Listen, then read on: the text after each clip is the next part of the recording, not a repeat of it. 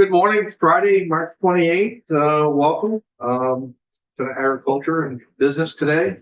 We're going to spend some time with our beekeepers. We've been wanting to get them in for a while and looking forward to the conversation about everything bees. So who wants to lead off? Brooke. Brooke, I come guess on up, it's Brooke. me. Yeah, Thank you. come up to the table. Welcome, the floor is yours. Thank you. I will try to figure this out here. Pardon. There we go. Try that again. Thank you. It's an honor to be here. It really is. I'm president of the Vermont Beekeepers Association. I guess And between 2019's House Bill 209 and 2024's House Bill 706, it's been a rekindling of civics for me and how we're in our lawmaking process. It's been quite amazing. I guess we don't teach civics in high school anymore, but my generation learned it.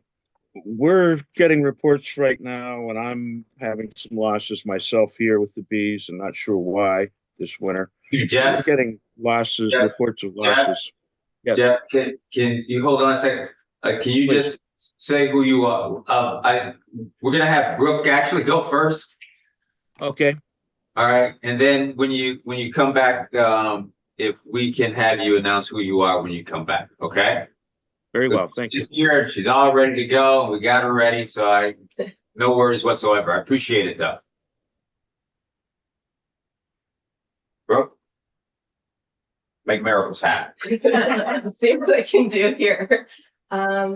I'm going to share my screen. Is that working? And Yeah, I'm going to you got do it. presentation mode, slideshow. Is that working? Yeah. All right. Told you make miracles happen. Oh, well, no pressure here. Well, now that I've crossed that bar, my name is Brooke Decker. I work with the Agency of Agriculture, and my official title is Pollinator Health Specialist. I'm the apiculturalist, so the bee inspector for the state. Happy to be here to present to you some information. A little presentation overview. I want to talk about the apiary program, basically what I do a little bit, give some numbers of the Vermont beekeeping industry from the agency's perspective, and then talk about this state statute 3036 that we work on, and then talk about some pollinator habitat initiatives that we are working on as well. So jumping into the statute that kind of governs what we do, the highlight is registration, colony inspections, interstate certificates, and 3036 that I talked about. So with the registration portion of the apiary program, all colonies of honeybees are required to be registered. There's a $10 fee per apiary, and just see if I can move the window is blocking my words here. Some of the things that we use the apiary location data for is regulatory purposes. There's part of the statute that provides a buffer around commercial apiaries. There's nuances with that, but just to keep it kind of easy, we use those locations to make sure they're in compliance with the other statutes. We use them for inspections, but also in case of emergencies, like if there's a notification of a disease, if there's a new invasive pest coming in, or other state emergencies that may occur. They aren't common, but we have that info and it's important. I didn't realize that you actually registered. They actually all registered so that you knew. I thought it was a lot more free flowing than that. I kind of like that idea that you guys have an idea of, where the colonies are and all of that. So I didn't realize that. Yeah, and we work towards, I'm sure not every colony in the state is on our records because there's a lot of backyard beekeepers. So you'll see this info coming up that, we try to get the word out so, that folks that just have one or two colonies and they're doing it as a hobby understand that that is a requirement. But then the operations that are larger and they know the ins and outs of they're more of a business. They know that they need to be registered. So the mobile the mobile, we've heard of mobile colonies coming in. How does that work? They just register so you know when they're coming into the state now? Yeah, they're registered. We have an import process. There's a whole process with, they notify me before they come in. They have to provide certificates of inspection before they come in. And those operations that move a lot, they're more, I would say they understand the law a lot more, and they know the nuances of all the requirements because they're, in it for their business, and they don't want to have any repercussions because of that. So are we ready to keep Yeah, going? I think you're going to learn more. No, I appreciate I that. think you just kind of surprised us all that it was that type of regulatory, and it's which we're happy to hear. Yeah. Because I think the data of what you can tell us is not, it's probably going to be pretty concise because you know where they're at and what's going on. So Yeah. Good. Good. Well, happy to, hopefully I'll have some more stuff, but happy to share anything I know. So, a lot of what we do is our field inspections. So we're looking at the colonies themselves and looking for brood diseases, different pests and parasites that are affecting the bees. We do regulatory inspections, make sure operations are complying with the statute. Like I just mentioned, this interstate travel, basically if bees are moving in and out of the state, there are requirements for inspection to ensure we're not spreading diseases around the country. And then if there's any sale of bees in the state that originate in the state, they need to be inspected prior to sale. So we can't look at every single bee that's going to be sold, but we, some of these larger operations will look at about 20%. We look at a good number that we feel good that this is a healthy operation that is going to be spreading bees throughout the state that are, disease ridden or something like that. A lot of what we do also in the field, we provide a lot of management advice to backyard beekeepers. We get a lot of calls. I don't know what's going on with my hive. It seems to be unhealthy. So we'll go out and help them. Beekeeping is really hard. So we help kind of figure out what's going on and give pointers along with that. And when you say we, how many total in There's me. I do usually. It's the big we. I wear many hats, so it depends on what hat I'm wearing for the day. I thought that was the answer, but to hear it was. Yeah, we do have some seasonal inspectors that are very part-time that help out here and there, but I would, so I shouldn't give myself all the credit, but it's usually these two eyes looking at a lot of colonies. Probably 90%. That's what you're saying. Yeah, At least 90%. yeah, definitely. So along with this management advice, if you hear anything about bees, you're going to hear about varroa mites, which is a parasite of the bee that can transmit pathogens to the bee. And so when we are doing these inspections, we do a mite count. And so this chart here just shows the number of mite counts we've done while in the field, and that the science says that if you have mite levels that are over this 3% threshold, then the likelihood of the colony collapsing or dying from some pathogen or malady from the mites is more likely, especially during the winter. So basically this shows that a lot of the colonies that we're sampling have high mite loads. So we work so hard on this mite management thing. Sure. How do you treat mites? Yeah,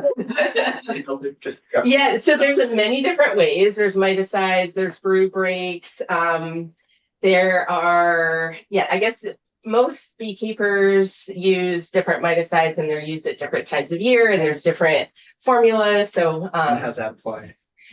Different ways. There's a lot you put inside the hive themselves. There's some that you can vaporize. Usually it's some kind of material on a membrane that you put into the hive, and they work in different ways. I'm happy to come back and talk. I so easily can go into the weeds, and I don't. It's okay. We'll get you there. We're trying to pull you into it. Yeah. So some numbers on just understanding the beekeeping industry. We have about 18,000 colonies in the state, and that those colonies are in about 1,100 apiaries around the state. So the number of individual beekeepers. Define apiaries, just. Oh, yes. Okay. So defining an apiary is basically anywhere that the colonies are placed. So it's the place where the colony of bees is sitting. So an apiary could have one colony or it could have 100. Okay. So the number of individual beekeepers, this is what I was alluding to earlier, that we have a really high number of these backyard beekeepers who have what we categorize it as here is less than 20 colonies. So kind of hobby, backyard, they're doing it for, a little side hobby or, side gig or something. So there's a lot of those. There's 553 of those in that category, and they manage about 2,000 colonies. But then you bump it up to folks that are probably more in the business of keeping bees. And there are 20 of those operations, and they manage about 14,000 of those colonies. So small number of, I think it's with anything in agriculture these days, it seems like there's like a small number of farms or businesses that manage a lot of the numbers of livestock. So you hear a lot about winter colony loss with bees. We do a survey annually. Our next survey is going to go out April 1st. This is last year's numbers. We broke down the numbers of colonies based on those different kind of operation sizes. As we mentioned too, there's a lot of like management advice that's kind of needed in the startup backyard beekeepers, not understanding bees so much. And then the commercial beekeepers have kind of different pressures and different management styles, and they know a lot more, probably a lot more than I do about managing a lot of bees. So we broke down the losses based on those different categories. And so the highest losses you can see were in backyard colonies, and this could be from any reason, like they didn't have enough food to go through the winter. So we broke this down anyway. And the lowest losses were in the commercial migratory operation. So that's what you were talking about, these beekeepers that are all Vermont businesses that then move south for the winter to get an extended season to maybe make more money on their bees doing different things, and then bring them back for the summer to have a great honey crop here in our lovely state. Mike, if you're gonna get there, that's fine. Who's hiring the bees as far as the migratory bees coming in? Who's hiring them? So the bees that come into Vermont are all Vermont businesses. So we are not like Maine or California where we have these big industries. Those are different than Vermont. There aren't any that I know of, and I feel like I should because it's the law. So they're moving the They're bees moving them to make because more honey, and they don't want to close the hives down. They move them or whatever. So they're Vermont businesses. So they kind of like are originated here in Vermont, and then they are here to make honey or make new colonies. And then what they might do in the winter months is send bees to California, and those bees going to California are brokered through pollination services. So, and then they're coming back to, their originating state in the South. And then sometimes the bees will go to Maine. And then again, they're brokering those bees for pollination services. We don't really have that industry in Vermont. There may be a time that we used to for apples or something, but we don't really have that. Bees coming into the state primarily for pollination and leaving. It's just not what our industry looks like. Sure. Helpful, thank you. Okay, is that helpful to answer? Okay. Very helpful. Okay. So some more about this statute 3036. So this came into effect in July 1st of 2022. So it's kind of the middle of the bee season of 2022. So really we've had 2 full years of trying to get this study off the ground. This was put together by the legislators. So basically what we're doing is surveying the presence of pesticides in hives, really important. The mite pressure, which I've talked about, that's varroa mites, the diseases, different mite control methods, like you mentioned, genetic influence on survival, winter survival rate, which I've touched on, and forage availability. I'm going to run through some of the data that we have gathered so far. So the design right now, what we have are 6 different enrolled apiaries where we sample monthly. We gather pollen to test for pesticides, and we gather mites to look for pathogens and diseases. So when we enrolled different apiaries, we wanted to make sure we're representing different operation sizes and regions of the state. So when we were gathering the presence of pesticides in hives, we've been putting pollen traps on the outside of the hives. So the pollen, as the bees enter back into the hives, the pollen gets knocked off their legs. They have to squeeze through a little screen. And so we're gathering this fresh pollen that they just got from the flower and are bringing it back to the hive. So it's like a time of a moment every month that we're gathering to see what pesticides they might be exposed to in that time. And then we send those to a lab for analysis. Is that a Vermont lab or? It is not. So QSI, can I go back? QSI is a lab we used in 2023. They are in California. There's very few labs actually that can test for this. And then this year we just signed a contract with the USDA lab in Gastonia. Yeah, so we did the whole bidding process and whatnot. Will that USDA lab be in existence? I hope so. It's a good question. Very fair question. Yeah. It's an important lab, not just for this study, but the national study as well. If it isn't, is the fallback going back to was it QSI, yeah, it just stands for something.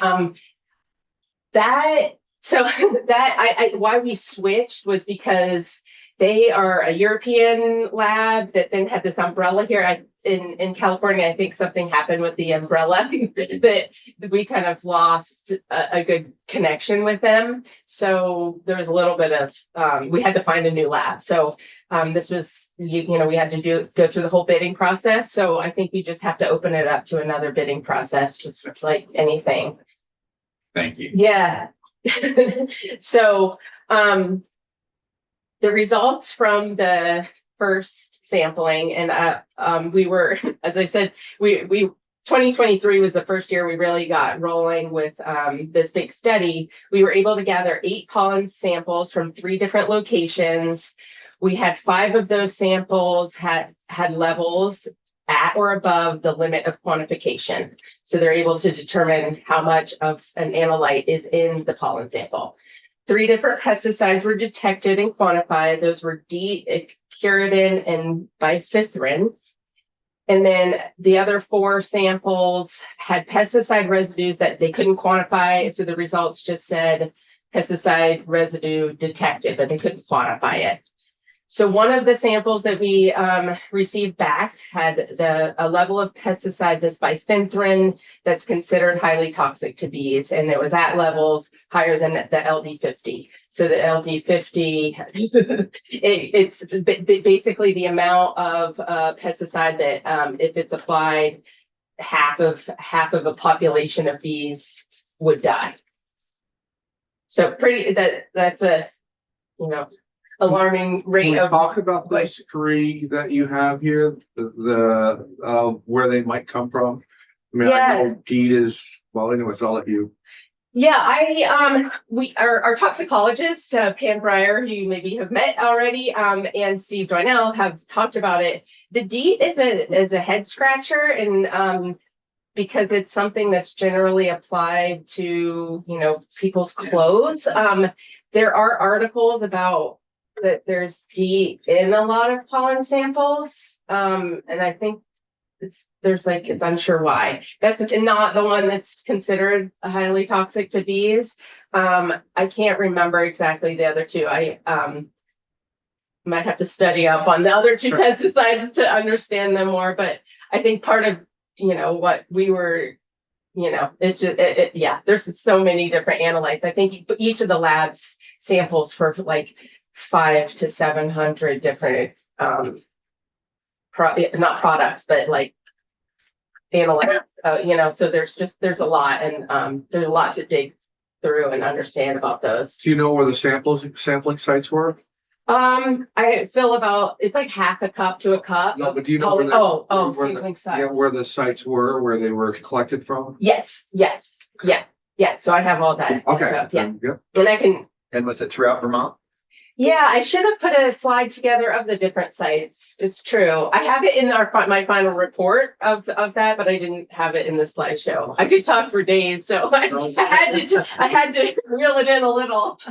So the 2024 pollen results are pending because they're at the USDA lab, but we're hoping that, they can hopefully they're able to still be processing and get some info to us.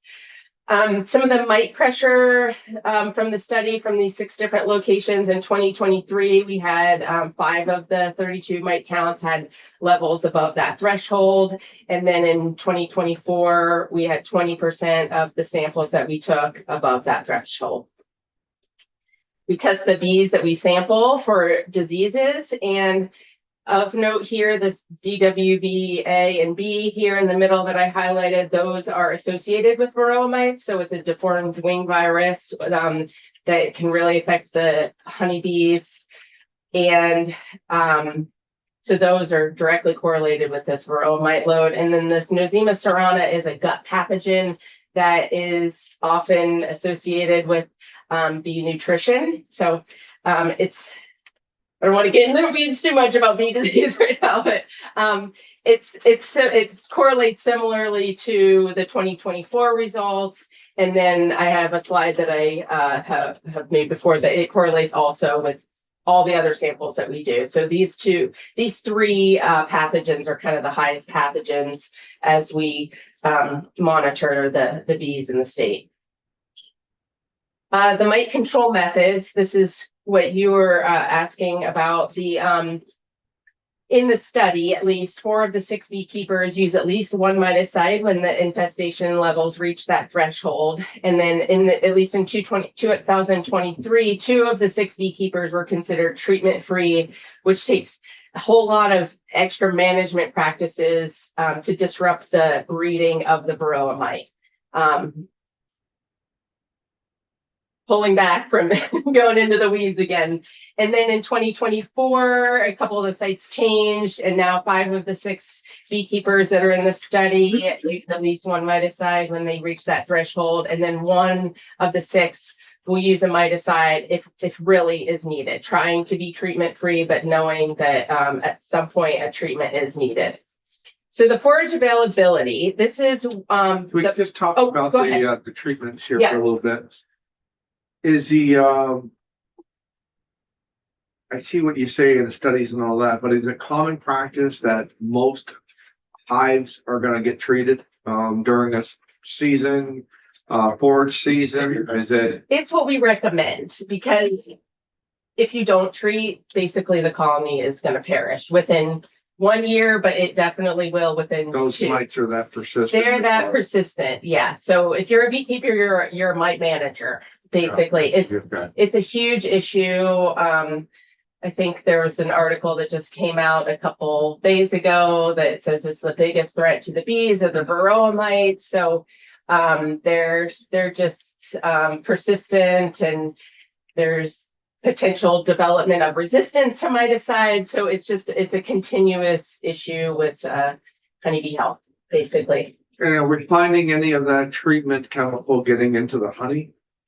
Hopefully not. If they're using it according to the label, they would not be able to use certain treatments when honey supers are on. Okay. And then there are a couple treatments that there might be 3 now that you can use when honey supers are on. So those are more on the like organic acid side, that they wouldn't contaminate the honey. They're found in the hive, like formic acid, for instance, is something that bees already have within their system, I guess. Yeah. Where do they pick up the mites? They're just around the world. So there's different, So when they go to ways. pollinate, they might, because like my mom and sister used to have a greenhouse, and sometimes when the plants come in, you could start seeing them, and they're way bigger than I guess what would go on the bee. But I'm wondering, is that how there's real small mites when they go to pollinate? That's when they jump on. Yeah, so they can get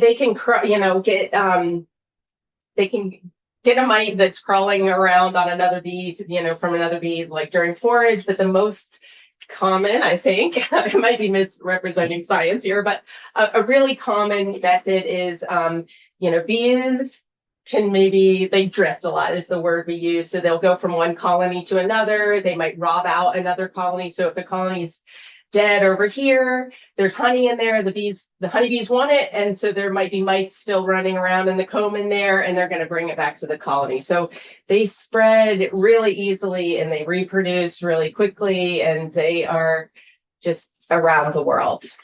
And you talked about,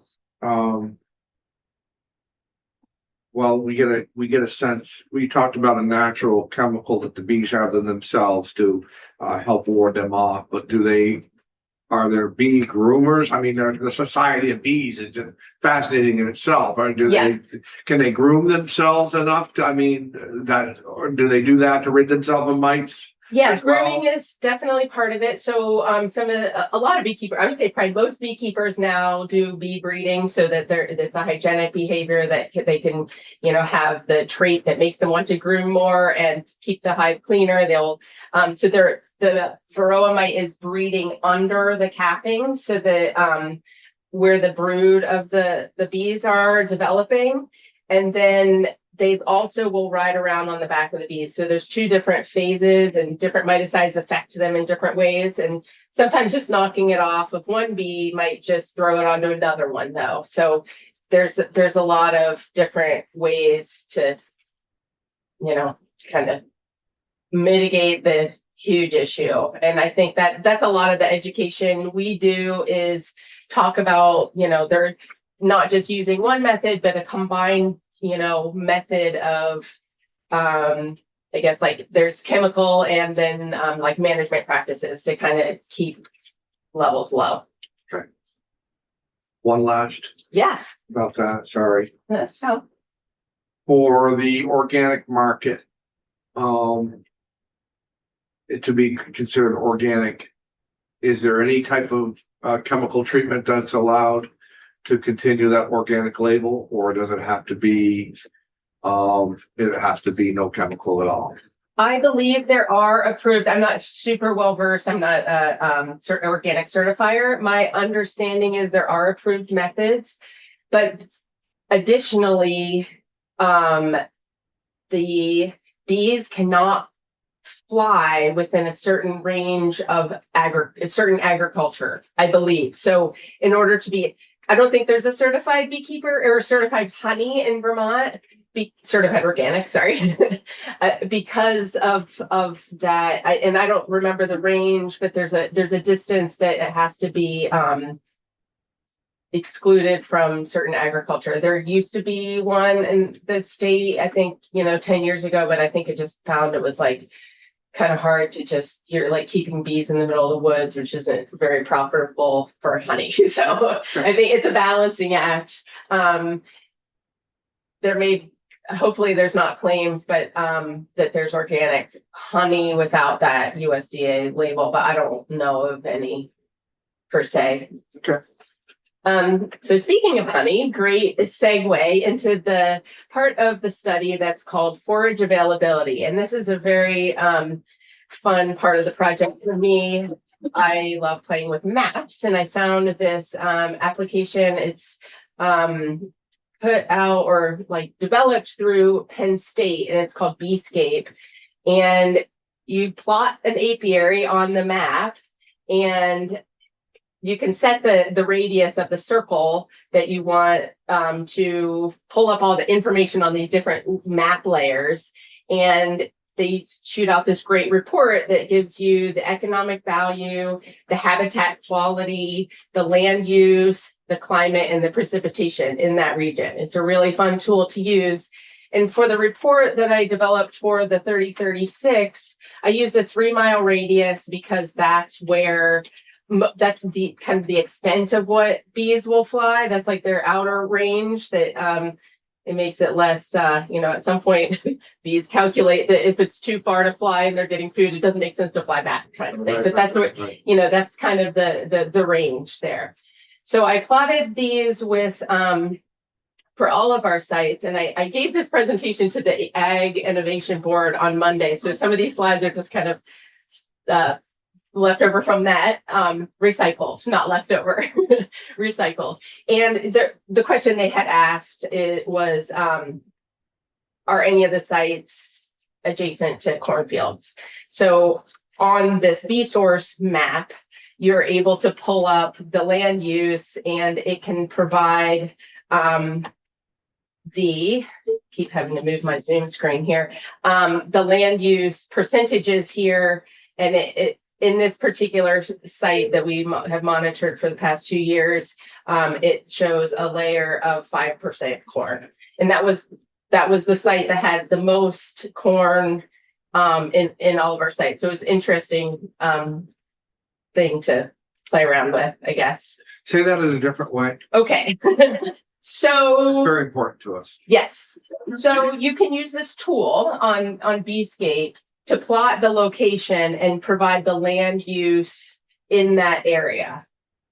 I was playing around with it the other day, and so not just for the sites that we're monitoring, but you could, move it around the state and set a 1 mile parameter, say, and it can give you like what most of the bees are going to fly to in that area. So this particular site is just one of the sites that we used in the study, the 3036 study, and it shows that there's only 5% corn in that area. But we could map this in any other apiary, and moving forward, maybe we find other apiaries to be part of the study to give us a different landscape diversity. I don't know. We're just trying. It's a new tool that I'm used to, and what we do want to do, is that helpful at all? No, Did it's I very explain helpful. it? And I can go into it a little bit more. I guess if you'd I like. guess what I'd be interested in as well. What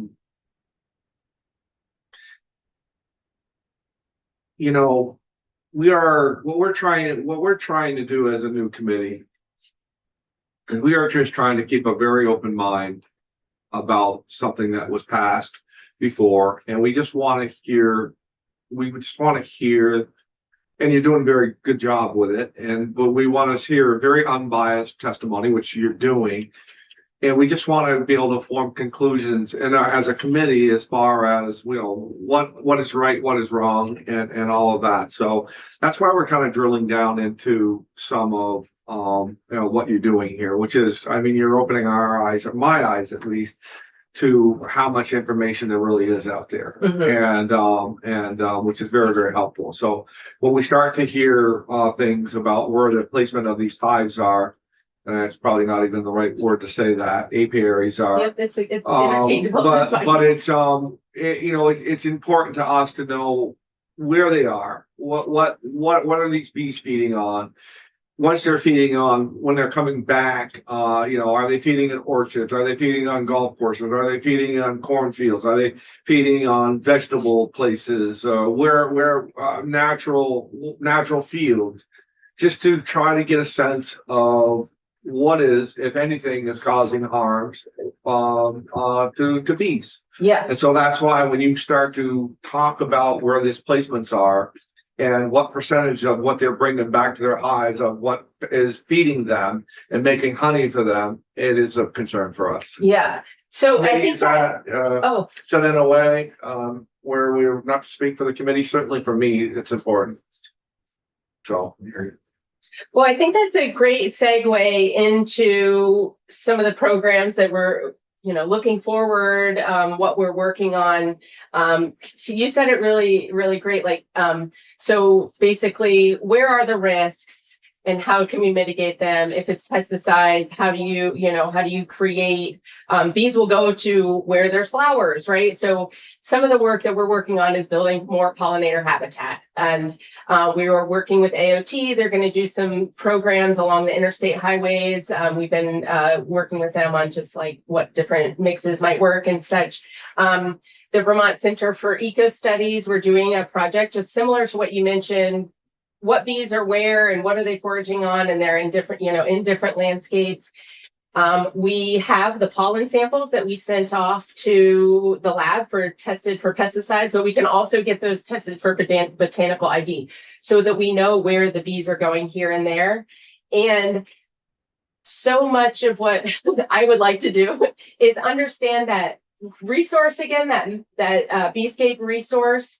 A lot of the bees are in the Champlain Valley, right? Where it's heavy agriculture. So I was playing around with that map the other day and, seeing that there are between 20 to 25% corn in certain areas. And in my mind, I'm thinking, can we build habitat in those areas that would, give the bees something else to forage on while other agricultural crops are blooming or flowering or producing pollen to attract bees in other locations. And there's studies that say that this is helpful to mitigate risk, right? So I think that's kind of where we're exploring ideas and using that map to determine where we might have the most impact. Fair enough. Okay. This is that slide. I should have looked ahead. So basically, as we consider these pollinate habitats, we know the pollinators need a long season-long forage availability. And with that, Beescape, all the sites that we have mapped that are in the 3036 study, they show that there's low fall resources. So maybe that's a potential time that we could, build habitat that's available in the fall to help the bees. We know that Vermont landscape is diverse. There's like different elevations and soils and microclimates and land use, but using that info to again make the best impact and understand a lot of the Vermont is forest, but forest does play an important role in providing a lot of resources. You can imagine the number of flowers on a tree. So maple trees are a great spring honey and pollen source for the bees. Basswood is great. Serviceberry and black locust produces amazing honey. So just keeping all that in mind as we can focus our efforts in developing habitat. Now I'll hop in really my last few slides here. Steve, one of you mentioned this. So I just got voted in January as president of the Apiary Inspectors of America. And so this is a photo of us at our Reno meeting. And a lot of the work we are doing for Apiary Inspectors of America is talking about this new mite here. So on the slide, the bigger red dot there is the varroa mite, which we've talked about a lot. It's a huge cause of issues with the bees. And then just below that, there is a smaller kind of lighter brown color, and that is the Trophilaelaps mite, and that is a mite that is kind of spreading and following the same channels of dispersal as the varroa mite. So through Apiary Inspectors of America, we did some grant funding. We sent 8 apiary inspectors from around the country and in Canada, and we collaborated with 3 researchers. We had a camera crew with us and an industry leader from the American Beekeeping Federation with us. So we traveled to Thailand. We learned all the stuff about this trophy mite that is native to that region. And then we brought that information back to the US, and this past fall, we shared all the info that we learned with 58 other leaders from 37 different states. So just like kind of train the trainer on this new honeybee pest. And just to show you how tiny this little pest is, it's super tiny. It's a big issue with a tiny size. And then with that, I will leave you open to questions, or I probably used up twice my time. So thank you. Fine. Everybody that's on the screen, you're gonna get all kinds of time to talk, so please bear with us. The varroa mite, does it feed on anything else other than bees? It feeds on other honey bee species Apis that are in Thailand and Asia area, but it is not known to feed on anything right that we know of other than Apis mellifera in the, like, that we would be concerned about here in the US. And how do they believe it came to you? It's not here yet. Sorry, I should have said that. It's not here yet. And it is spreading from kind of the Asian tropical regions, and it's showing to be moving west into more like temperate regions. So it's surviving outside of its kind of native zone and has jumped off from its native host, which is Apis dorsata, which is the giant honeybee from that region. So sorry, I threw these. Steve said I should talk about it. I quickly threw slides in. So I did an hour-long presentation on this the other night. So this was my very miniature version. So sorry if it had zero context. Oh, you did very well. Thank you. Yes. Thank you, Mr. Chair. Nice job, bro. Very Thank you. nice. I have the benefit of being on this committee now this is my 9th year. A substantial amount of pushback. Well, let me rephrase it the other way. Substantial amount of support for what was passed in terms of neonic bill last year came from beekeepers. And yet, and we saw the same evidence last year, Steve was in from the agency. The colony count is going up, it seems, every year. And I don't know if you could put a percentage on the amount of colony loss for the varroa mite. I'm thinking that's probably 70%, 75% responsible for colony loss. The weather conditions, not the greatest beekeeping practices in terms of hive management, work into it as well. And it appeared to me, and that's why I didn't support the bill last year, not a lot of it seemed to have anything to do with neonics. If a bee, I can't read a bee's mind, but if they have a choice between a flower or a corn, they go to the flower. They don't normally seek out, because we had examples of beekeepers that came in and said they have rows and rows and rows of corn growing right next to a hive, and the bees will go over that to find something else if they can. So I'm just wondering, it seems like we're in pretty good shape, and I don't know whether, and Steve did a lot of testimony last year on the neonic bill, and it passed, and I mean, it's law. So by 29, we're going to have to follow New York's lead to see whether we can find some non-treated seeds, I guess. Yeah, I'll just leave it at that. yeah, I'm happy to answer things, but I don't know if there was like a question exactly that you want me to address in Well, there, or Am I correct in saying that other factors have much more to do with colony loss than the pesticide issue? I think there's definitely a lot of factors involved. Okay.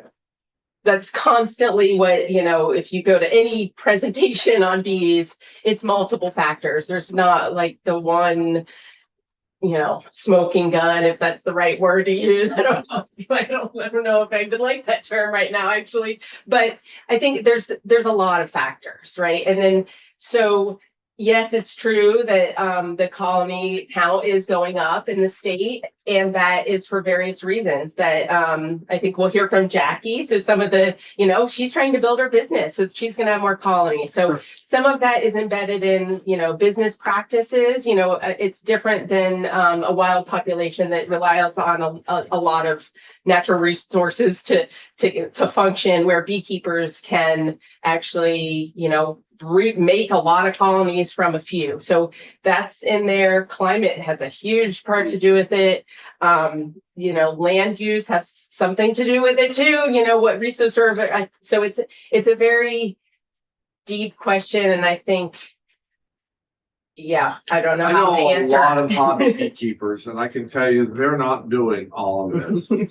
They're not as in tune to this as far as working in it, because the information that you're giving, and I'm sure that we're going to hear from the rest of the folks, is just a lot of information that I never knew existed. It's just it's fascinating, and I'm excited to learn about it. Yeah, and I think that's where I mentioned that we provide a lot of management practice that in the field. When we go out and are doing inspections, beekeeping is really hard. There's a lot to learn. And so we try to mitigate these risks to the bees, starting with the beekeeper and understanding that the bees, we had starving bees last year, which, you know, there were beekeepers like, oh, I didn't know I had to feed my bees, you know, so there, you know, there's just such a huge learning curve. There's like 20 things you need to be thinking about at once to keep the hive alive at times. You know, you have to know about the weather and, you know, all these things. So it's just a lot. And we do a lot of, like you said, just helping with the management practices as much as we can. So it's helpful. Well, good. Any more questions for Brooke? Brooke, thank you very much. You had made a segue into Jackie Merriam. So Jackie Merriam, welcome. Good morning. Good morning. Morning. My name is Jackie Merriam, and I'm owner and operator with my family of West Meadow Apiary. We operate about 2,500 colonies. We're located in Randolph, in the central part of the state. We have surrounding bee yards around there, as well as in the Champlain Valley. And we are commercial and we are migratory. So in the last week of October through November, we ship our bees down to Georgia. And we do pollinate almonds out in California. We pollinate blueberries in Maine and pumpkins for Newmont Farms, which I think you're aware that I work with Walt in Vermont and New Hampshire. And then we make honey crop, a beautiful honey crop in the state of Vermont. And I would like to thank Brooke for all she does for our program. Sometimes in the little state of Vermont, the word commercial or migratory can be seen as a negative, but she works hard on promoting us as beekeepers and really a unity as beekeepers, whether you're big or small. We're all in it because we love bees. So we are located next to corn. I was in on that meeting as well. And if there is something flowering along the edge of the corn, that is where the bees are going to work. We are in the heart of big agriculture as far as pesticides and fungicides. But if the farmer, and I haven't met a farmer who doesn't care about the bees, they apply that as the label reads. We have not seen negative effects in the hive. That being said, you know, there's a lot of management to be done before our bees are moved into pollination. You know, we have to make sure they are queen right. You have a queen that is doing her job, that you have young bees emerging to replace forage bees. The whole hive is in a cycle. And then they have to have enough resources. You know, you sometimes, like Brooke said, the natural food is not out there. So we have to supply that for them. So we have to make sure that they have enough resources in their hive to navigate through pollination, you know, whatever time that is. In almonds, it's a month to 5 weeks. In blueberries, it's like 3 weeks. So the season is so pushed. So management is huge. How do you feed bees? I'm sorry, what was that? How do you feed the bees when they need to be? There's a few different ways. We have division board feeders, which are located right in the hive. So we fill those up. They are 2 gallons, 1.5 to 2.5 gallons, depending on how much it takes the slot of where 2 frames would sit. And we have a feed system on the back of our truck, and with a hose and looks like a gas nozzle, and you just go along and you fill the feeders. Is it a sugary mix? Yeah, it can be a sugar syrup mix or corn syrup, depending. Corn syrup is like more storable, like honey. A sugar syrup mixture is more like a nectar. So they tend to want to utilize it, draw wax on it. So different feeds and different times of year, depending on what we're looking for at that time in the hive, if that makes sense. And then sometimes we want to slow feed. So we'll do a 2-gallon bucket on top of the hive. And then there's 3 little holes and it just, so the division board feeder, they can literally within 2 days, they can take that from the feeder and store it right into their hives. Like they can move it really fast. It's a way to fill up around your brood nest and get the bees what they need kind of quickly. A bucket on top of the hive. I don't know if you've ever been by an apiary and seen jars or buckets on top. That's a slow feed. So there's just it's like a small trickle coming down into the hive. So, but I think honeybees it's a livestock. You have to give them what they need, and you have to be able to read, like Brooke was saying, the weather, the forage, what's around your area, what's coming in. You're in your hive, you're identifying, yep, they're good on pollen. Sometimes here in Georgia, we'll get a warm up and then the soft maple starts bringing stuff in, and then it will cool down and the bees don't fly. So, but at that time we're hatching new bees and they're utilizing the young bees are what they mix the pollen and the nectar or the corn syrup or sugar syrup, and they make what we call bee bread, and that's what they're feeding the baby bees. So when you have a lot of bees hatching in your hive, they're consuming a lot at that time. And it's very easy at that time, if you're not paying attention, that they start utilizing all of the pollen really fast and they'll start going backwards. And the honeybees will actually, if there's not enough pollen in the hive, they will start cannibalizing their own brood. They will start eating their own brood to make up for their losses. And so you have to stay on top of that. You want your growth curve when you're on it to just keep going up. Once you start slipping backwards, it's really hard to regain that, because your baby bees that are hatching might not have been fed as well. So then they have a shortened life, and it's just like it's a slow downward spiral. And management of keeping that growth curve in the right direction is so key. And then as far as hitting a honey flow, I say the stars have to align. Basically, your hive the brood nest has to be packed full already. You have to have a lot of the right age bee. The first, when a bee comes out, first it's a nurse bee. It feeds the other bees. And then it's a house bee. It works, you moving around inside the hive, moving food, taking care of all the workings in the hive. And then as it gets a little older, there's a certain age where it becomes a wax bee. She'll start creating wax. And then if the temperature's right and you have enough nectar coming in, you're going to be able to draw a lot of new wax. And I think comb care is very, very important, because I do believe, there's residues out there, there's pesticides. The bees bring it back. It is stored in the wax. So as commercial beekeepers, we are continually cycling out what we call old comb. And you can tell the wax gets very dark from being tracked over it.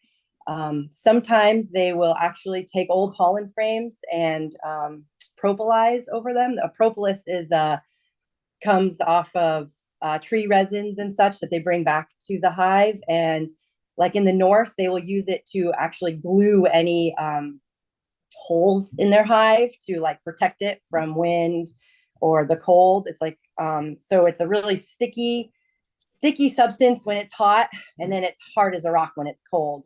But they will actually propolize over old pollen frames. And I don't know if that is the bee's way of saying that's no good, they're not going to utilize it, but we identify those and just cull them out. So drawing new comb, getting new fresh feed into the hive is important, and you have to manage that. So comb care is really important as well. What do you look for when you go to site a hive, an apiary? What are you looking for? I'm looking for bee food. I'm looking around it. Okay, I see a field. It's full of clover. A field is obviously, a hay field is going to get cut. And because the farmer wants the highest amount of nutrition and nitrogen in the food, they always tend to cut it right before it flowers. That's just what they're looking for, which is kind of a bummer for the beekeeping. We love it when you have those farmers who aren't quite so pushing so hard and they let the field go a little bit longer, that's great for the bees. But mainly, the fields for us, just sort of keep them busy. We're targeting the trees. I'm looking for the basswood. In central Vermont, it grows all along the riverbeds. It tends to, and so I'm looking for that basswood. And it hasn't hit real big since 2021. It was my husband's favorite honey, and we made a huge crop that year. He actually passed away that July, but ever since then we haven't made a real big honey, real distinguished basswood crop. It's in the mix, but it hasn't really been like a whole lot of this one type of honey. So we're due. I'm feeling like this year might be the year that it all hits. You just need enough of the trees to flower. You'll get like a few flowering here or there, but when they all decide to do it, and I don't know what makes them do that. I don't know if it is the weather. I don't know if they're on a time cycle. I don't know what it does, but when it does hit, it's pretty incredible. Drives bees crazy. What can't The tree will just hum with flower, and it is our favorite. It's such a delicate honey with like a minty aftertaste, and it's wonderful. And I will say, the hives that we have located over in the Champlain Valley make probably double the crop that we make in the Central Valley of Vermont. But the honey that we make in the Central Valley is special. It tastes like no other. So even though it's less, it's a very, very, very delicate, wonderful table honey. Sounds like And the Champlain Valley honey's good too, but it's just like your classic wildflower honey. It doesn't, the honey we make if basswood hits, and then I got to plug the knotweed. That's the bamboo that everybody complains that's an invasive species and nobody likes, but I believe it's in the buckwheat family, and it provides us. So after the goldenrod goes, the knotweed blooms, and that provides our bees with another 3 weeks of forage and a honey crop. So that's a very, very good honey. And again, along the rivers. So we tend to follow the valleys. Our bees are up. We like to follow the valleys where the rivers are, because you tend to get the basswood along the banks and the knotweed in the riverbeds. How do you transport them? On the back of trucks. Just regular? Our bees are on pallets. So we pick up one pallet, that's 4 hives. So the pallet is the bottom board, the landing board for our hive. And then we put them on the back of the trucks, and we, behind the truck, we have a trailer with a skid steer or a swinger, and we place them out. And then we can get into stocking rate. In central Vermont, our honey crops, to get the honey crops we do, which are smaller, we're only putting 24, maybe 36 hives in a yard.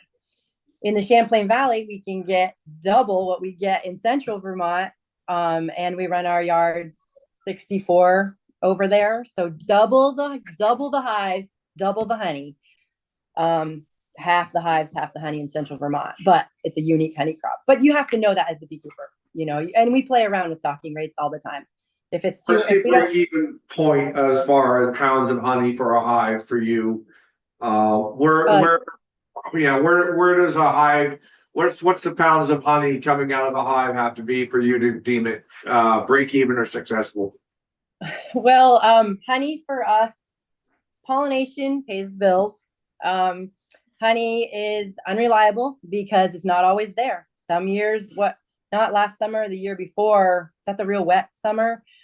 We had to feed everything in central Vermont. We had to feed everything to get it. I think it was the year before.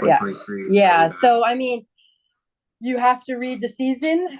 Some years we're blessed to get 20 pounds, and we're happy. Other years, Would you say if we get like a we'll get, that's 50 to 60 pounds, and we're elated, So I would say a 30-pound average overall is decent for us. But, we've also, those bees have pollinated for us, so we're not, it's not, all the income's not coming from the honey, I guess. That's what I'm saying. Can you spend a minute? I'm sorry, go ahead. Yeah, just, Jackie and maybe Brooke too. We had testimony, I think last year, maybe the year before. The state was jumping in to try to help by letting flowers grow along the median of the interstates. And I don't know whether we're still doing that or not. But it provides some more forage for bees and they can, they find it for sure. Yeah, absolutely. They would. I mean, they might get smacked by some windshields. Flight I path, think they but- have- they fly above it, I think, for the most- hopefully. Okay. Bees everywhere. Yeah. Can you spend a few moments as far as how you manage your hives as far as for the pests? For the Yeah, mites, yeah. Yeah. Brood break is our number one attack against the varroa mite. In the spring here in Georgia, we do what we call a swarm split. It's a special, so a split is an increase. It's sort of like our calving season. It's when we get to grow new hives. And the colonies come back from, the ones that come back from California are usually just rip roaring. This year they came back just huge. Almond pollen is outstanding for the bees as far as the amino acids, whatever it has, its compounds, the bees do fantastic on it. The honey, it tastes awful. It's very bitter, but the pollen is excellent. And I mean, obviously, so we don't try to get honey on pollination. We just grow our bees. They leave here the end of January with like an 8-frame brood average, and they come back and they're a full 20 frames, just overflowing with, new bees, frames of pollen, frames of honey, what I call resources. Those are all resources that will carry over into our splits.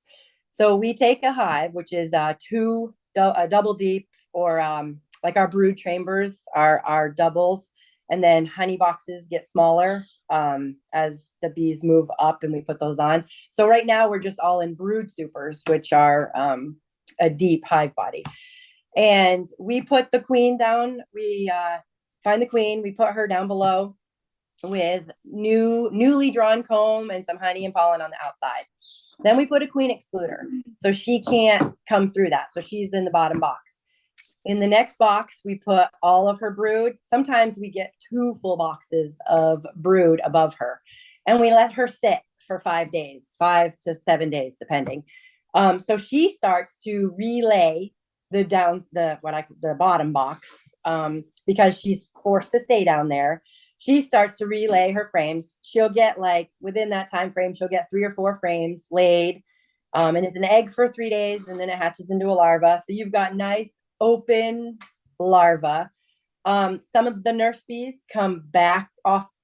As they hatch from the brood above, they come back down to her. So she gets a nice balance of all of her field bees and some young forage bees and some new brood. And that is, I will say, the comb we put in there is choice comb that we have chosen. That's nice new comb. Then we go back a week later and we pull off the boxes on the top, all of that brood. Okay. So next to this pallet, where we call it the parent colony, we've put another pallet. So now we're taking those brood boxes off and we're setting them down on the pallet next to her. We leave that one for another 24 hours. Any of those bees that fly off of that brood go back to the parent. Will go back to her queen. It's all pheromones and smells. So they'll go back to that queen.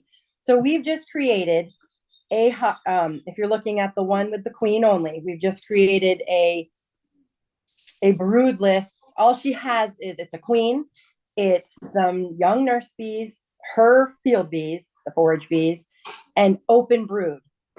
That right then we put a treatment on, because the mites are very easy to kill and attack when they're what we say phoretic. They're on the bee. They're not tucked under the cappings. So that's how we clean up the parent, what we call the parent hive. Now the split side that has all the cap brood, we come in, like I said, we let that sit for 24 hours. We come in with a machine, move that out, take it to another yard. And then I'm going in and putting, because I raise all of our own queens and cells, I'm putting a queen cell in that 24 hours later. So then that one, she becomes queen, right? And that is that's a new colony that we've just created. And then that one gets treated, that one gets treated at that time. It does have some capping still, but if you time it right, you can get more open than capped. So you get a pretty decent mite kill. And we're doing about 4 times a year mite, something for the mites. And then in Vermont in the fall, so getting the bees cleaned at this time usually keeps our mite counts very, very low for the season. And then we do the oxalic, which is a organic, natural, that sort of stays on the hives all summer. We have found that those work as long as your counts are low, it keeps the counts low. So we run those in the hives all summer long. They're safe with the honey. It's just oxalic acid. That's natural. So, and then in the fall in Vermont, after the season, we've pulled the last crop. We like the bees to sit there through October because most of the queens, they read the season, the nectar stops coming in, temperatures get cold. You'll see her brood nest, just keep shrinking down till eventually there's very little or no brood at all. And then we put a treatment in right there before they ship to Georgia. So again, the mites, we hope are all phoretic at that time, and there's nothing nothing under the cappings at that point. So brood breaks is our best friend because when you break the bees brood cycle, you are breaking the mites brood cycle as well. Are there any chemicals other than neonic, any chemicals that are bothering your bees that you're aware of? I am not, and I just had a little bit of a scare out in California. We were told that your bees are released. Okay, that's great. And then he calls back 2 days later and he said, they're spraying Friday. And you're like, oh my gosh. But then you start thinking, okay, the blossoms have dropped off the trees. The bees are actually not even on those trees anymore. They may, if there's nothing, there could be just kind of tucked in the hive. Maybe there's an adjacent field with alfalfa flowering. Maybe they're over there working that. And then you pray that the appliers are actually applying it as they should, when your bees are in the hive, not out. And so I was kind of worried about what that hive was going to look like when we got it back. Absolutely beautiful. No sign of anything. And they were literally aerial spraying over my bees. And they look fantastic. So, I mean, I'm in it. We're in the dredges of it. But like I said, farmers and beekeepers, I haven't met anybody who doesn't want to work together. Right. Jackie, any more questions for Jackie? No, also. Jackie, thank you very much. Very, very nice. You're welcome. Great testimony. We're gonna continue on now. Jeff, President of Vermont Beekeepers Association. Welcome. Thank you. It's an honor to be here again. Thank you for stopping me in my ramble earlier. Oh, it's okay. It is and it is confusing. So tell us who you are, even though we've already said it. I'm president of the Vermont Beekeepers Association, which is representing between 500 and 600 beekeepers in the state of Vermont. I am the owner, operator of Weiss Batty Bees, along with my wife down here in southern Vermont in Windham County. We're up to 94 colonies last year. In 2023, we had 40 colonies. So we are responsible as a growing business for some of Brooks' numbers in these extra 60 bee colonies we have in Vermont in the last 2 years. I had 94 in October. I'm hoping I have 50 right now. I think I have 7 apiaries registered in my name in Windham County. And as you asked Jackie, one of the things I'm looking for with the apiary site is forage. and the openness. And we have so much overgrown farms down here, farms that are no longer farms. The land's reclaiming some of these farms. The environment's changing down here. It's quite interesting. Good colonies. Yeah, and we're getting a lot of, Jackie, it's good to hear that your bees are doing really good. We're hearing so many beekeepers and the losses this year, tremendous losses. We're just getting reports for. I take samples of my bees and my losses. I've sent 3 samples to the USDA Bee Lab in Beltsville, Maryland, that I'm waiting to hear back for. We haven't heard about any cuts there yet, but it's interesting times we're in. Have you received these samples back, Jeff? No, I haven't. We just sent them out in January, the end of January, beginning of February, and it usually takes about 3 months to hear from them normally. And what are you testing for? They're going to test for a lot of different viral loads in the bees. They'll test for my mite loads, which we try to keep managed at a very low number. They test for a lot of things. We send our bees to the bee lab and at UVM also. They go a lot deeper with their tests on what they're sampling for. Strange little exotic diseases like acute is really queen virus. But I have to give some kudos to Brooke. The big disease we have with our bees here in the United States is American foul brood. We also have European foul brood, but it's our own personal American disease. It's in the name. We used to have anywhere from 10 to 40 cases of foul brood, American foul brood, AFB, show up in Vermont every year. With Brooke's diligence, training, and education and inspections, for the last 2 years, we've had 0 cases of AFB in Vermont. So kudos to Brooke. Thank you very much. Foul brood, she didn't go into. I equate with the old Westerns that a lot of us grew up with the, not mad cow virus, anthrax.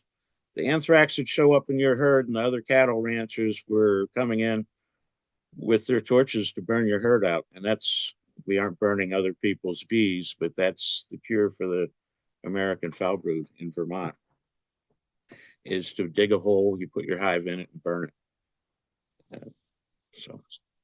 What's your biggest concern, Jeff, as far as for your bees right now? Is it weather, climate? I mean, climate? Is it mites? Is it chemical? What would keep you awake at night? What keeps me awake at night? The mites have been an ongoing problem. I started beekeeping when the mites were sort of starting, so that's been an issue for me all along. And we're trying to kill a bug, an insect, on an insect, and leave one insect unharmed. So it's kind of interesting battle there. The forage, our climate is, my winters are just as strange as they've ever been. But last year, we're looking at 4 inches of snow tomorrow, I'm seeing. This is the end of March. Last weekend, we had a 28-inch storm down here, and it was 70 degrees the week before. It's this climate. The bees are very confused. The rain in the summer, this past summer, Jackie talked about starving. I had my bees starving in August when the goldenrod should be very strong, and it was. Everything was blooming down here, but we were ending up with thunderstorms, these downpours, every 2 days. These downpours are washing all the pollen out of the flowers, and the pollen's critical for the bees at that point. It takes the flowers almost 3 days to recover that pollen. So we were getting a downpour every 2 days. We have to remain ever vigilant. This just sneaks up on you. The beekeepers, I look out there and see everything blooming. And it's not until you go into your hives and you see the cannibalized brood that she spoke of, and you realize that's when I stood. I realized my bees are starving and you need to feed them immediately. And this is when last August is when our bees should have been raising their winter bees, or at least raising the bees to raise the bees to get through winter. In the summer, our bees are living about 6 weeks. These bees that are being born, emerging in September, August, and September, they have a 6-month lifespan. You know, they stay in the hive it's a horrible life. They get to be huddled up in the cold all winter long, only to succumb in the spring. So I'm sure you folks have been overwhelmed with bee knowledge this morning. Well, it's been very good. What else would you like to tell us, Jeff? Uh, my notes here. It's been covered quite a bit. It's not all doom and gloom. When I started beekeeping, people were telling me this was a horrible time to become a beekeeper. It's a fascinating, it's a fascinating hobby. It's becoming a job and business for me at this point. It's also a great time to be a beekeeper. There's so many universities and labs going on doing all these studies about the bees. And yet we have, worry. You asked me about the other worry. Is this tropicalaps mite that's potentially on our borders coming in? 2 years ago, it was the Asian murder hornets that has supposedly been eradicated in the United States. It just seems like it's always something. Yeah, that's life, unfortunately. Yes. Well, thank you. Appreciate you waiting around, and we're gonna move on to Fred Putnam Jr. Fred, how are you? Oh, you're muted, Fred. Thank you for that. Yes, thank you. I'm doing well, thank you. So I'm with the Vermont Beekeepers Association. My name is Fred Putnam. I also run a small beekeeping business, a sideline beekeeping business, kind of on the border between Rutland and Addison counties. So far, one of the main thing that I wanted to give back to the committee is a little update, a little status report, and a thank you. Sometimes I know people come at the committees and they're always asking for stuff. But some action that this committee and the rest of the legislature took back in 2019 have had a profound impact on apiculture in Vermont. We're sitting in a very different place than we were 6 years ago.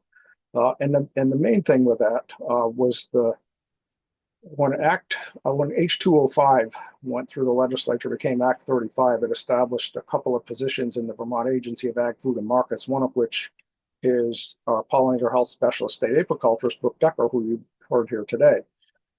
It's the first time in 30 years that we've had somebody working full-time on pollinator health in the state of Vermont, at least 30 years. It might have been longer than that. So Jeff had alluded a little bit to some of the positive impacts, the fact that a deadly bacterial disease of honeybee colonies has dropped from dozens to 0 for 2 years in a row now. As a business owner, as somebody who's trying to keep my colonies healthy and productive, I breathe a sigh of relief, knowing rather that I don't have to worry so much about cases of American foul brood that are going to destroy my apiary. Basically, if you have AFB, your colonies and hives have to be burned, and it's a total loss. $1,500 to $2,000 per colony is the economic hit that we take. And because of Brooke's efforts, we don't have to deal with that anymore. She's also been a leader on, the agency, the Vermont Agency of Ag, Food, and Markets last year sent Brooke to Thailand to see firsthand what was going on with this next invasive pest that appears to be headed our way, similar to varroa mites, only potentially much more serious. So we really appreciate that kind of forward thinking to try to stay ahead of some of the issues that we have coming at us. We're dealing with enough issues as it is. Somebody had mentioned neonics earlier. The thing about honeybee colony health is there is really very rarely one thing that causes their demise. There are certain things that it's definitive, yes, it's this, yes, it's that. But more often, what goes on is that there's a stack of things, not just varroa mites, not just the viruses.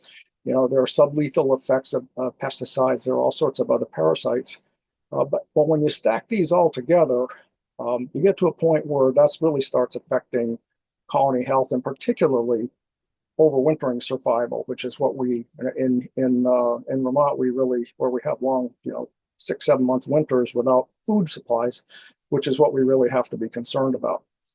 So it's nice to see that we have the pollinator health specialist helping us out. We in the VBA spend a huge amount of time, and this is a change from 2019 too. We spend a huge amount of time doing beekeeper education. We have in excess of 20 workshops per year that we hold for new beekeepers, prospective beekeepers, and also those who are intermediate who've been at this for years, several years even. We spent a lot of time on beekeeper education, and that's a change from 2019. We've really ramped up that effort, and we have a lot of educational effort going on all throughout the season, and even sometimes in the winter. So things are very different from where they were, and a lot of it was from the impetus and the support that we got from the committee and the legislature back in 2019 for H205, and we really wanted to thank you for that. So that's my main thing. We've talked about health issues, and we can talk about more health issues. One of the things, if you want to talk about health issues with honeybee colonies, would really be useful to bring into the conversation the folks over at the Vermont Bee Lab at UVM. Those people are some experts. They've done a lot of research. I know in my business, I participate in the pollen sampling program that they do. In 2023, they collected 61 pollen samples looking for pesticides. And in 2024, it was 235 samples. And some of those samples were ones that I sent in. But those folks really are up to speed on the impacts of pesticides, on the impact of land uses. And I think it would be useful at some point to bring them into the conversation as well. So that's it. All of you, is neonics killing your bees? It's really difficult to tease that out. See, in my business, I follow the science because there are a lot of things that are difficult to deal with as an individual beekeeper. So I have to follow what the research is telling us. And what the research tells us is that exposure to pesticides, including neonicotinoids, it may be sublethal. You may not even know that it happened. But what it does is it makes other symptoms of other causes of colony death much worse. It's like it's a synergistic thing where if they're exposed to low levels of certain pesticides, insecticides, that also makes it more difficult for them to deal with the other impacts on them, particularly diseases and virus kind of impacts. So I don't think anybody as a beekeeper can say yes or no to that question. So we have to really go back to the research, which says if your bees are exposed to these pesticides, it does have an impact. It reduces queen productivity. It reduces the lifespan of honeybees from 6 weeks to down to maybe 4 or 5 weeks during the summer.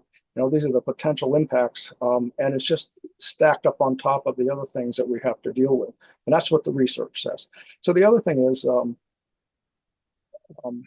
I know that you've mentioned a beekeeper who says the bees fly right over the corn, but if you look more closely, I have 400 or 500 acres of corn and soybeans not too far from me, and from one of my apiaries. And when I actually go out into that cornfield in July, those bees are all over the cetacean fluids, the fluids that are exuded from the stalks and the leaves of the corn stalks. So they're getting some exposure.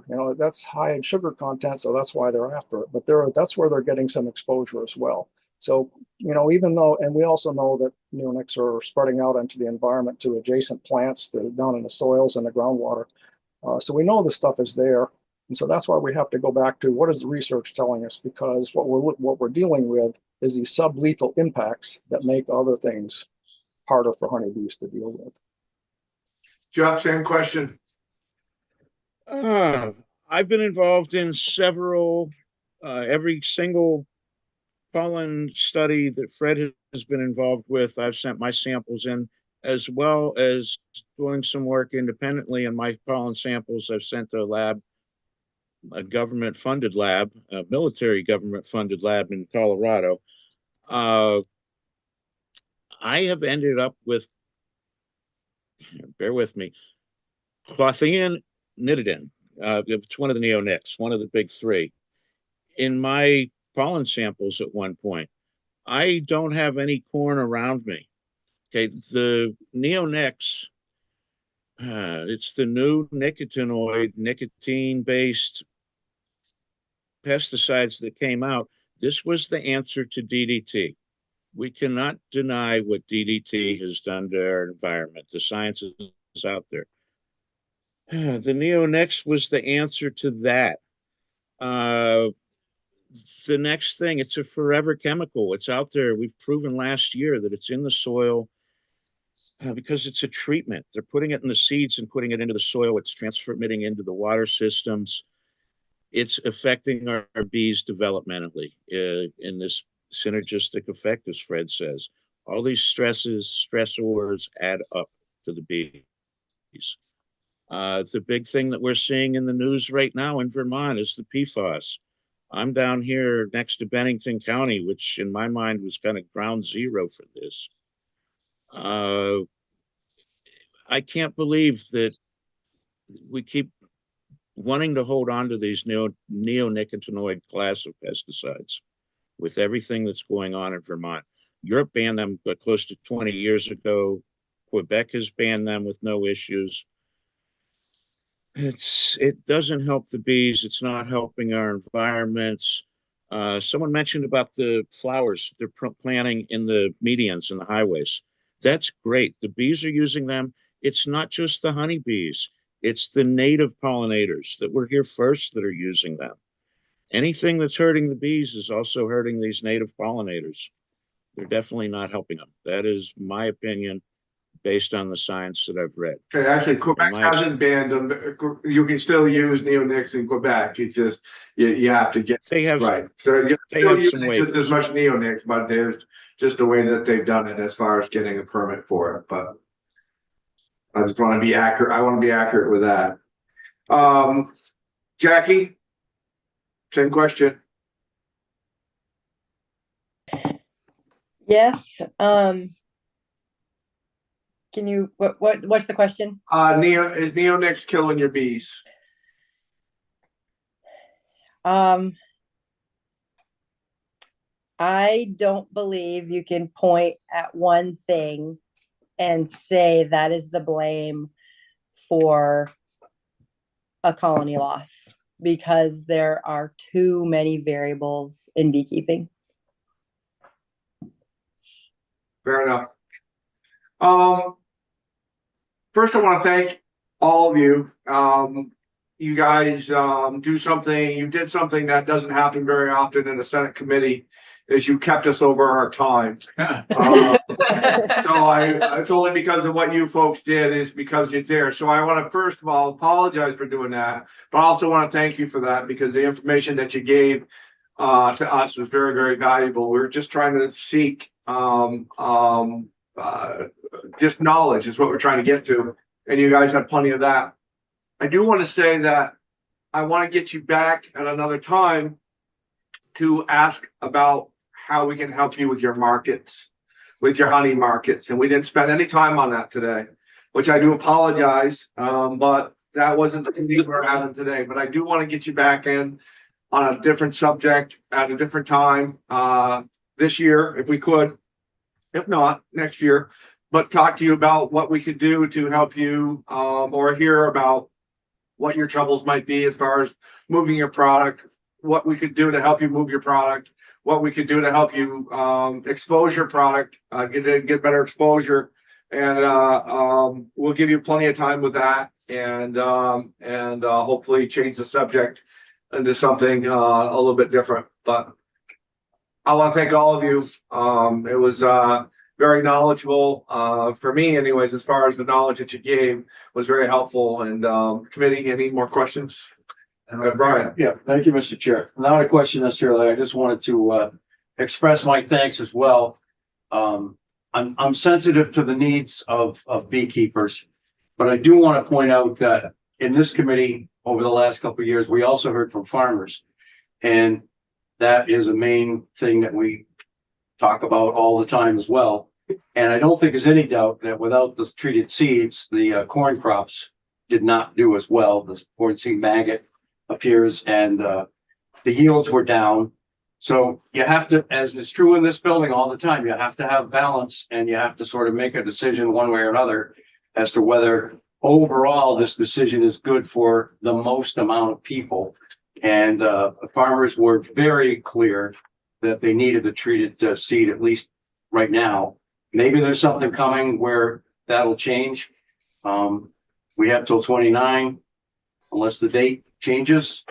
And again, when we took a look at it, all we wanted to be able to do was look across the lake to New York and see what was going on there in terms of the corn seed issue, and then be able to react to it before it got here. But we're married to that date now, so we don't have that luxury of looking across the lake. So I am very appreciative of your time and sensitive to what you're saying. From what I hear, 2 out of the 3 are saying it probably neonicotinoids do have some effect. Jackie didn't seem to think that you could pinpoint it that directly. But at the same time, we have to look out for our farmers. So it's a constant battle of trying to find a medium ground here. I just let. May I end with one more thought? Sure. It seems rather than swinging the pendulum one way and completely the other and throwing off the balance for the farmers, I was wondering if something would work like for so many acres of neonic seeds, so many acres of offset, like throw in some forage friendly, just somewhere off the corner on the farm somewhere. They've got the equipment, seed is available. It would just, the pollinators would go there. I mean, it would keep them busy. And I just didn't know if something like that could be compromising. We all, as beekeepers, we all love our hedgerows, right? I mean, that's where our bees visit. It's those hedgerows. Didn't know.